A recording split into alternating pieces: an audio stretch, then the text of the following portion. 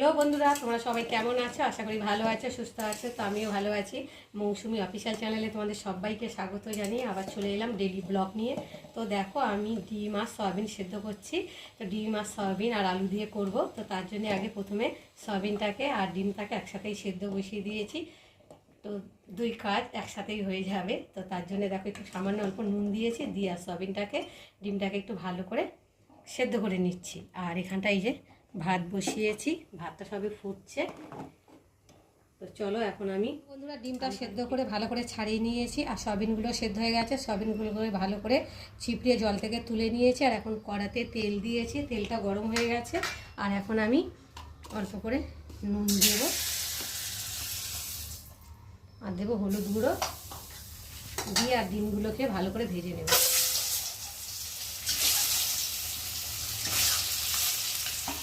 ভালো করে নেড়ে দেবো।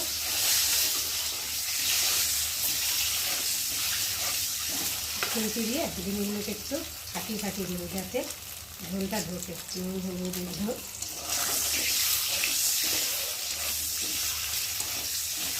খুব একটা ভাজবো না, হালকা করে ভেজে নেবো।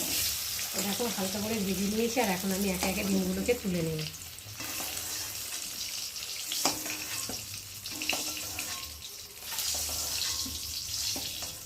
আর এই তেলের মধ্যে এখন সয়াবিনগুলোকে দিয়ে ভালো করে ভেজে নেব।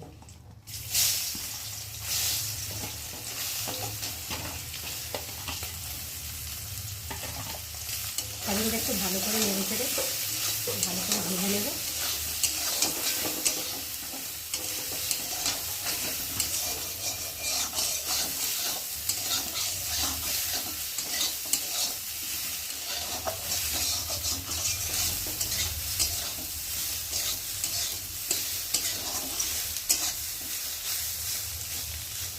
আর এখন আমি সয়াবিনগুলোকেও তুলে নেব।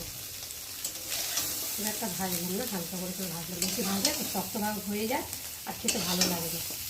হালকা করে ভেজে নেব।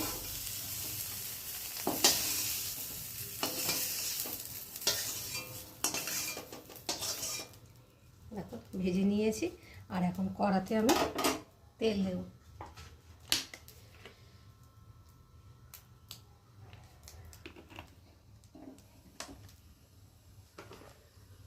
তেলটা গরম হয়ে এসছে। আর এখন আমি দিয়ে দেবো গোটা জিরে।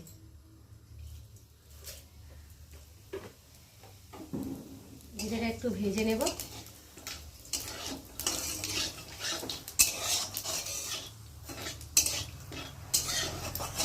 ও দেখো, জিরেটা একটু ভাজা ভাজা মতো হয়ে গেছে।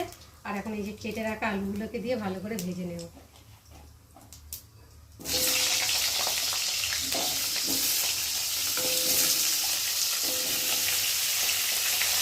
একটু নেড়ে দেবো। আলুগুলো লাল লাল করে ভেজে নিয়েছি। আর আলুর কালারটা কত সুন্দর চেঞ্জ হয়ে গেছে, দেখেই বুঝতে পারছো। আর এখন আমি দিয়ে দেবো ওর মধ্যে কটা কাঁচা লঙ্কা। আর আমি কাঁচা লঙ্কা দিয়ে তরকারিটাকে করবো। আর দেবো পরিমাণ মতো নুন, হলুদ গুঁড়ো, আর আদা বাটা আর জিরে বাটা দিয়ে মশলাটা ভালোভাবে কষিয়ে নেব।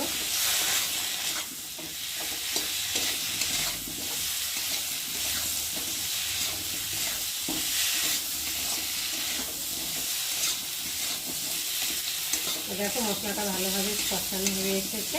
আর এখন এর মধ্যে আমি দিয়ে দেবো ভিজে রাখা সয়াবিনগুলো।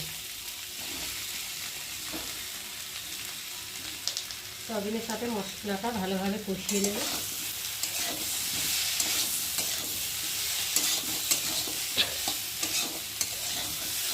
বন্ধুরা, মশলার সাথে সয়াবিন আলুটা ভালোভাবে কষিয়ে নিয়েছে। দেখতেই পাচ্ছে মশলা থেকে তেলও ছেড়ে দিয়েছে, আর সুন্দর একটা ভাজা ভাজা মতো হয়ে গেছে।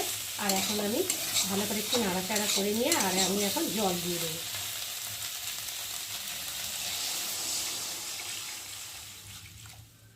ভালো করে খুন্তি দিয়ে নেড়ে দেবো। আর মশলাগুলো কড়ার চারিগালে লেগেছে, সেগুলোকে একটু ঝোলের সাথে টেনে মিশিয়ে দেবো। দিয়ে আর বন্ধুরা, ঝোলটা ফুটে গেছে আর ঝোলটা অনেকটাই শুকিয়ে এসছে। আর দেখো, আলুগুলো সেদ্ধ হয়ে গেছে। আর এখন আমি ভেজে রাখা ডিমগুলোকে দিয়ে একটু ভালো করে ফুটিয়ে নেব।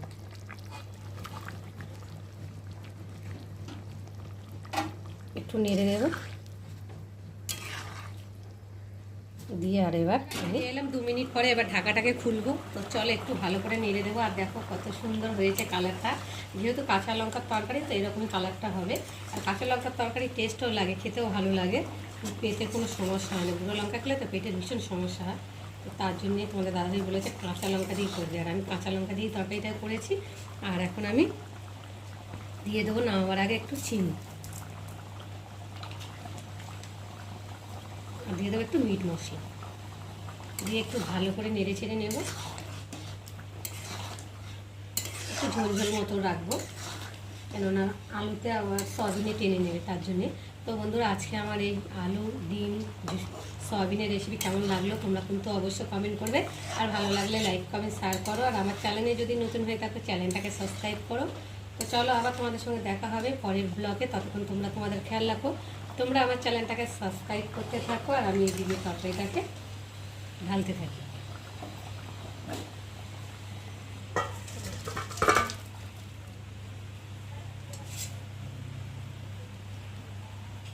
রান্নাবান্না সেরে চান টান করে ঠাকুর পুজো দিয়ে আর এখন খেতে বসেছি। তো আজকে এই যে ডিম দিয়ে আলু দিয়ে সয়াবিন দিয়ে রেসিপি তোমাদের সাথে শেয়ার করেছি। আর এখানে রয়েছে আনারসের চাটনি, তেঁতুল দিয়ে করেছি। আর এখানটা এই যে গরম গরম পেঁয়াজি, দেখতে পাচ্ছ তো, গরম গরম পেঁয়াজি ভাতের সাথে খেতে ভীষণ ভালো লাগে, আরও ভালো লাগে মুড়ির সাথে। তো যাই হোক, আমি গরম গরম পেঁয়াজি ভেজেছি আর এখন আমি খাবো, খেতে বসবো। তো চলো একটু ডিমের কষা সয়াবিন তোমাদের সাথে খেয়ে বলি কেমন হয়েছে।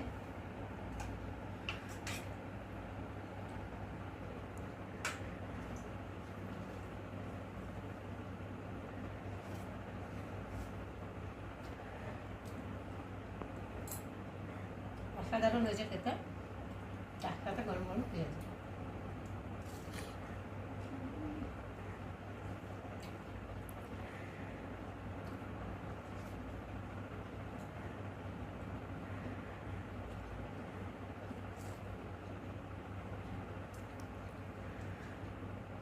ভালো হয়েছে এই যে ডিম।